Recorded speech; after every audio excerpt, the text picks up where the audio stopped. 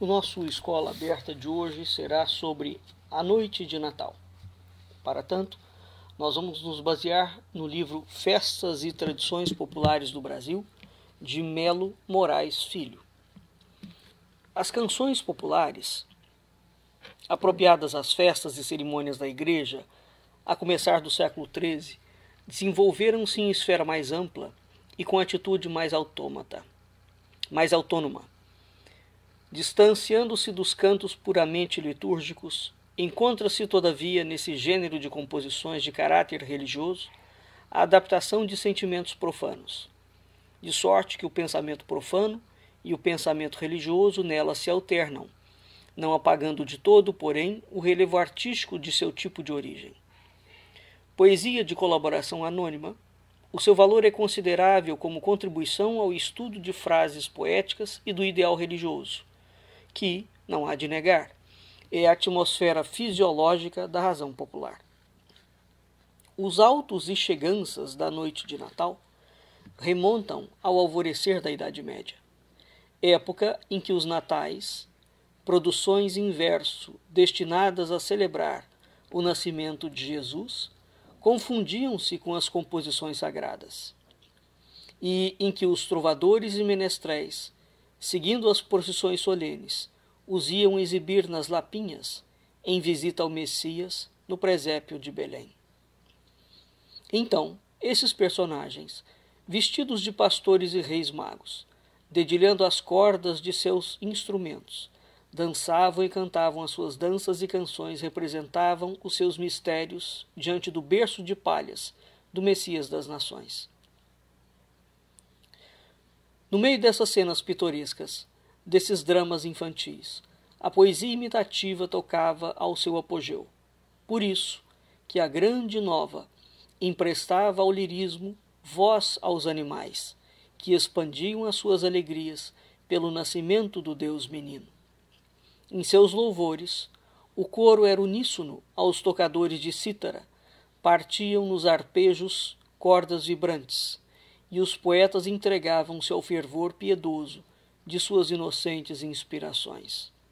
Mais tarde, os bretões adotaram esses usos, que se generalizaram na Europa, variando na forma, mas conservando o fundo da tradição.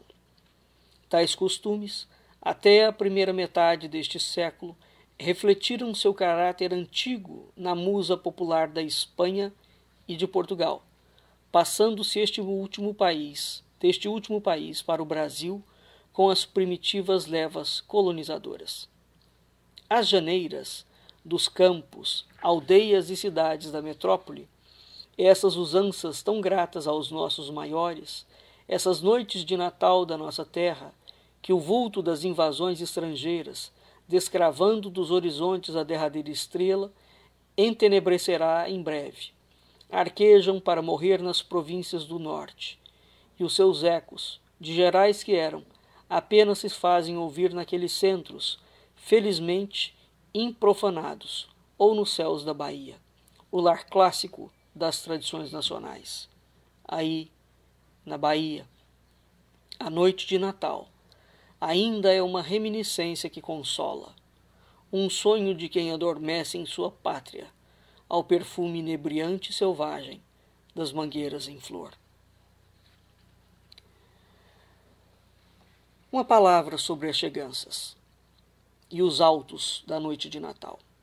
As cheganças eram dança portuguesa do século XVIII, de par solto, extremamente lasciva, excitante e favorita do povo.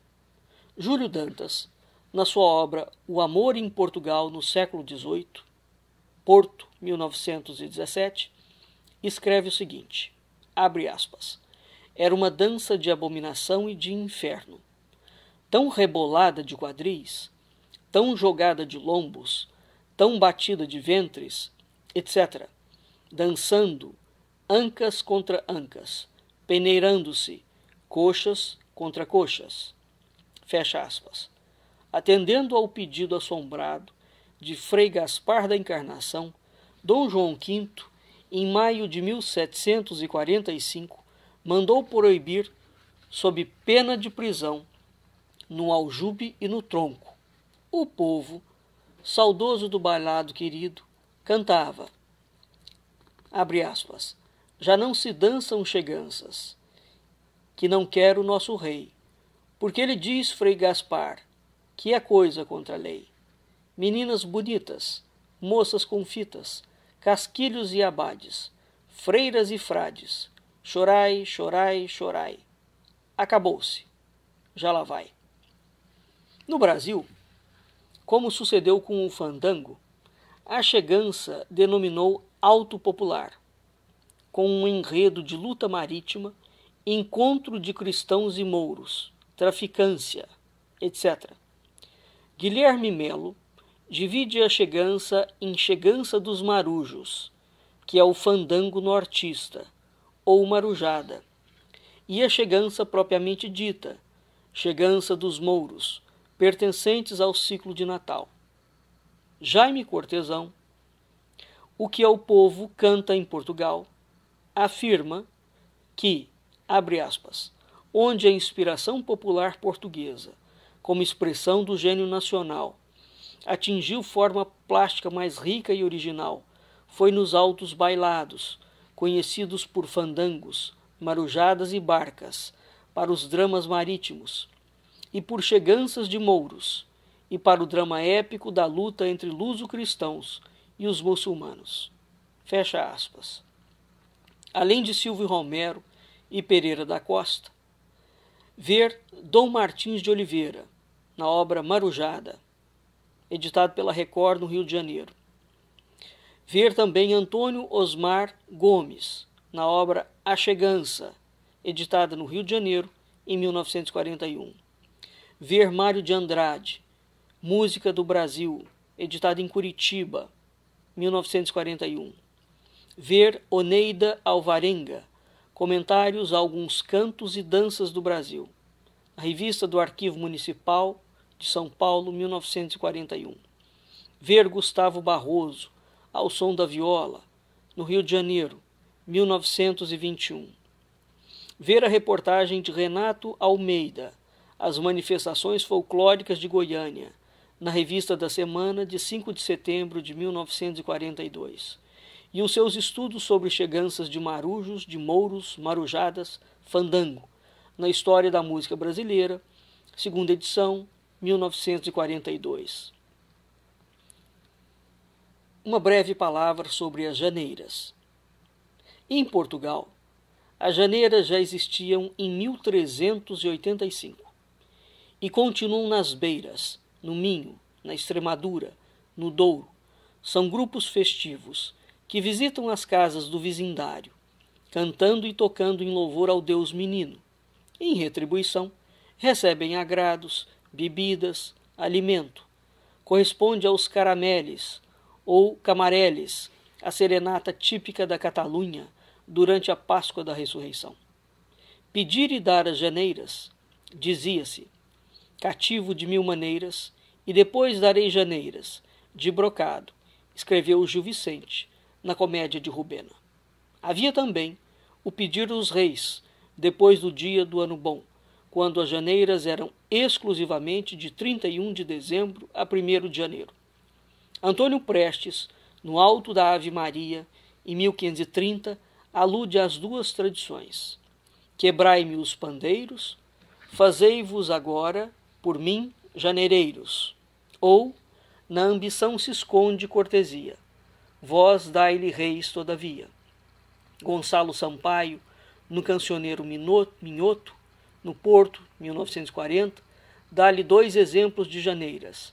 Música simples, no compasso de 2x4 e 3x4, cantadas em Póvoa de Lanhoso e Vila Verde.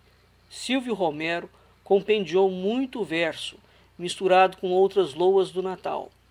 Gustavo Barroso recolheu uma cantiga completa, sem música, no Ceará, ao som da viola.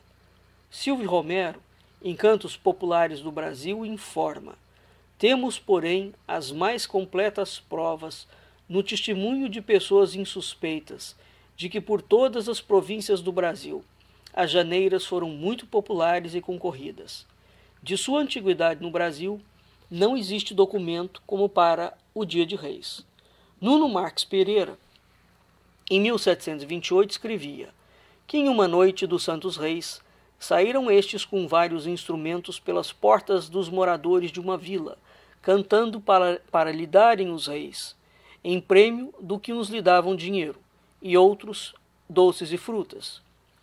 O Peregrino da América, sexta edição. Em Portugal, o Sr. Afonso Duarte estudou as janeiras, texto, tradição, música, na obra O Ciclo do Natal na literatura oral portuguesa. Os reis cantavam-se à porta, sendo depois recebidos pelos donos da casa, com ceia, seguindo-se cantos diversos. Ainda os assisti com declamações de poetas, modinhas e trechos de autos populares. Melo Moraes Filho defendia essa tradição apaixonadamente, organizando os reis. Até o próximo Escola Aberta.